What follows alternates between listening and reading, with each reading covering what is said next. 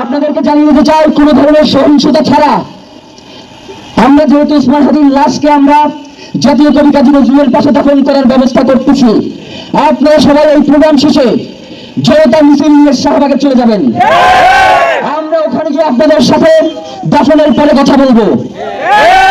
বাংলাদেশের স্বাধীনতা সার্বভৌমত্ব থাকবে, বাংলাদেশের ইনসাফ কায়েম হবে, নয়তো আমরা বাংলাদেশের জন্য রক্ত দেওয়ার জন্য সবাই প্রস্তুত রয়েছে।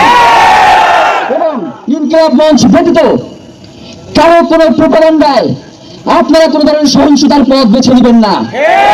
আমরা ইনকিলাব মঞ্চের পক্ষ থেকে আপনাদেরকে জানাবো কখন কি ব্যবস্থা গ্রহণ করতে হবে। আপনাদের সকলকে, এই লক্ষ লক্ষ মানুষকে, আজকে শরীফ ওসমান হাদির জন্য যারা এসেছেন, শহীদ শরীফ ওসমান হাদি, তাকে আমরা সবাই দোয়া করব এবং তার যে লড়াইয়ের পথ, তার যে সাংস্কৃতিক আন্দোলন, তার যেই আধিপত্যবাদের বিরুদ্ধে লড়াই, আমরা সকলে সেটাকে একসাথে প্রতিহত করব। বাংলাদেশ জিন্দাবাদ।